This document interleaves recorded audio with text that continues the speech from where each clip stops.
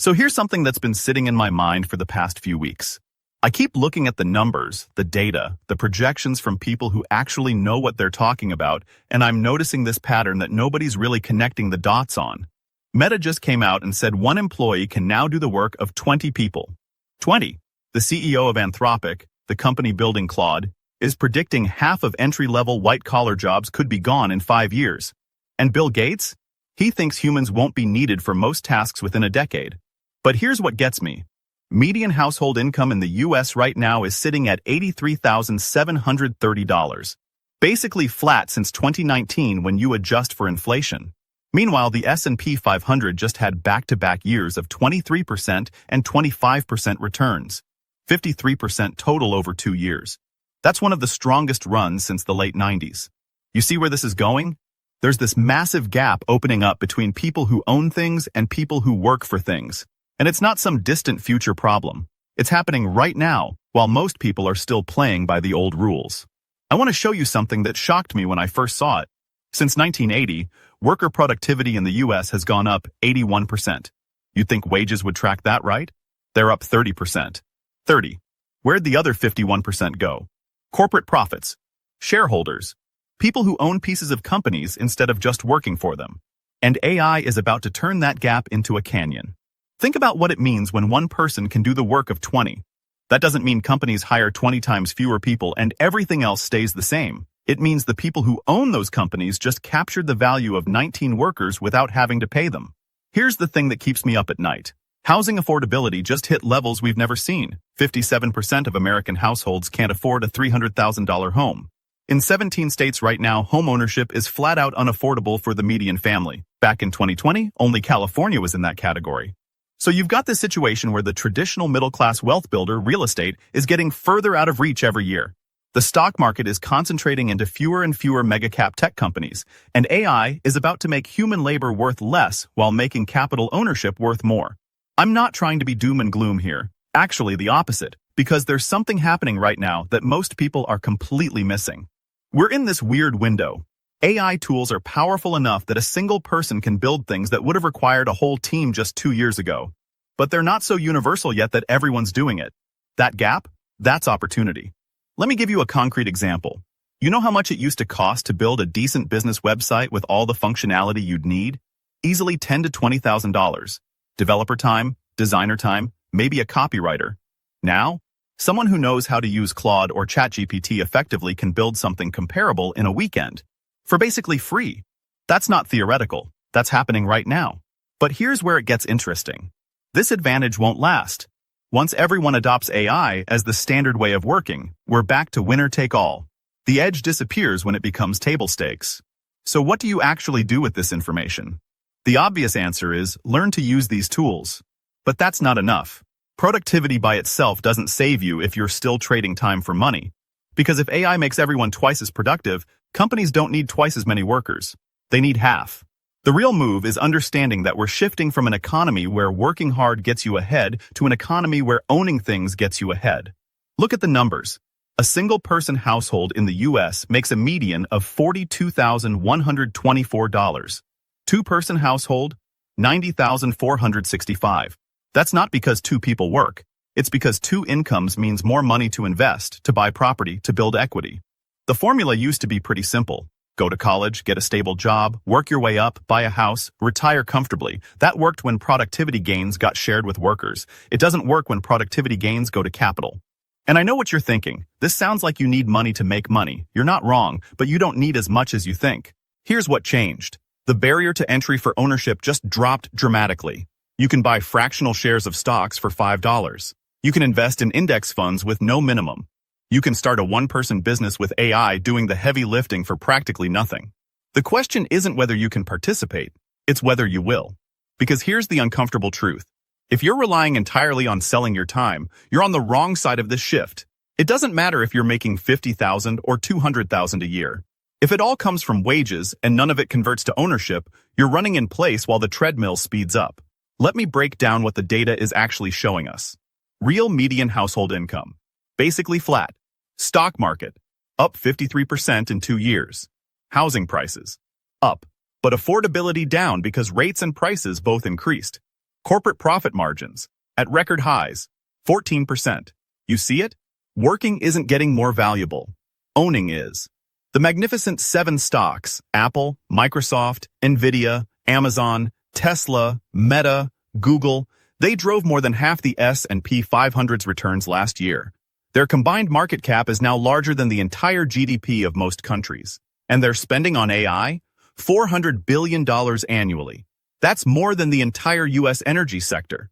That money isn't going to create $400 billion worth of jobs. It's going to create $400 billion worth of productivity that replaces jobs. Now I want to talk about something that doesn't get discussed enough. The transition period. Every major technological shift has this weird phase where the old system and new system exist side by side. Right now we're there with AI. Some companies are using it aggressively. Most aren't. Some workers have adopted it. Most haven't. That creates massive variance in productivity. Someone using AI effectively can genuinely be 3 to 5 times more productive than someone doing the same job the old way. What do you think happens to wages in that environment? If you're the person who's 5 times more productive, you might get a 20% raise. Maybe. The company keeps the other 80% of the value you created. And the person who didn't adapt? They're competing with AI-augmented workers who can do more, faster, cheaper.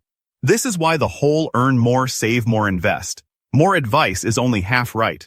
Yes, you should do those things, but the critical piece is what you're investing in, because here's what a lot of financial advice misses. The goal isn't just to have a pile of money. The goal is to own assets that produce value independent of your time. Stocks, real estate, business equity, intellectual property. These things compound while you sleep. Your job doesn't. And I get it. When you're living paycheck to paycheck, talking about investing feels tone deaf. But that's exactly why this matters. Because the gap between people who start converting even small amounts of income to ownership and people who don't is about to get enormous. Think about it this way. Let's say you make $60,000 a year. After taxes and expenses, maybe you've got a few $100 a month left over. Maybe. Old mindset says save that for emergencies. New mindset says save half for emergencies and put half into ownership. Even if it's just $50 a month into an index fund. Why? Because that $50 is buying a piece of future productivity. When companies get more efficient with AI, when profit margins expand, when output per worker increases, you capture some of that value as an owner instead of watching it all flow past you as an employee. It's not going to make you rich overnight, but it changes which side of the equation you're on. Let me hit you with something that sounds crazy but might not be. There's this idea floating around in tech circles about the economics of abundance. The argument goes like this. When AI and robotics can produce goods and services at costs approaching zero, we flip from scarcity to abundance. Food, energy, healthcare, education, all get dramatically cheaper. Peter Diamandis talks about this. Elon Musk has mentioned it. The logic is that if output grows faster than the money supply, everyone's standard of living increases even without working more.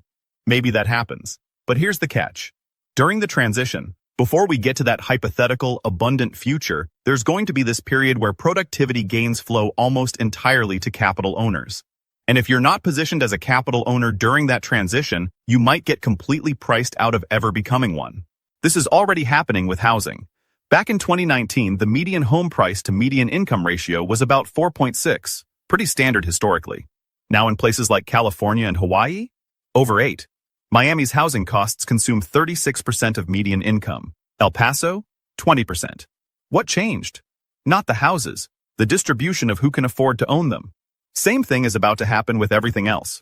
The question is, do you want to be the person who owns a slice of the thing that's appreciating, or the person who has to pay increasingly higher prices to access it? I know this all sounds heavy, but there's actually a really simple framework for thinking about this. Every dollar you earn, you have a choice. Consume it or convert it. Consuming means you exchange it for something you use up. Food, rent, experiences, whatever. Converting means you exchange it for something that produces more dollars later. Most people consume 90 to 100% of their income, which makes sense when you don't have much margin. But even small shifts in that ratio compound dramatically over time. And here's where AI actually helps. If you can use these tools to increase your productivity, you can create margin where there wasn't any before. Freelancer using AI to do work that used to take 10 hours in 2 hours, that's 8 hours you can sell again. Employee using AI to finish your work faster? That's time you can spend on a side project or learning a new skill or building something you own. The trap is using that gained productivity to just work the same amount for the same pay. Because then you didn't capture any of the value you created. Your employer did. Real talk?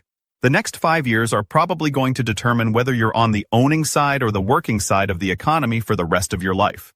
Not because opportunity disappears after that, but because the cost of entry goes up dramatically once everyone else figures out what's happening. Right now, you can still buy index funds. You can still start a business with minimal capital. You can still learn AI tools before they're a basic requirement. You can still get into markets before they're saturated. 5 years from now, AI adoption will be universal. The productivity advantage disappears. Competition floods in. Prices for scarce assets like housing keep rising. And suddenly, the gap between haves and have-nots is measured in generations instead of decisions. I want to be clear about something. This is not financial advice telling you to go do something stupid. This is pattern recognition saying the rules are changing faster than most people realize. The old formula of work hard, save money, retire at 65, it was based on an economy where productivity and prosperity were linked, where working harder meant earning more, where companies needed workers and workers had leverage. We're moving into an economy where AI does the work, capital captures the value, and human labor becomes optional for more and more tasks. You can be mad about that. You can think it's unfair. You might be right, but it doesn't change what's happening. So what do you actually do? 1. Get comfortable using AI tools, not just for fun, for work, for real output.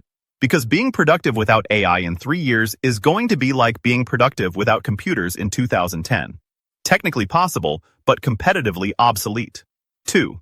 Find ways to diversify income. Not because having 2 jobs is better than one, because having income from multiple sources gives you options. Freelance work, side projects, passive income streams, whatever fits your situation. The goal is reducing dependence on any single employer who might decide AI can do your job. 3. Convert income to ownership aggressively. Even small amounts. Even if it feels pointless.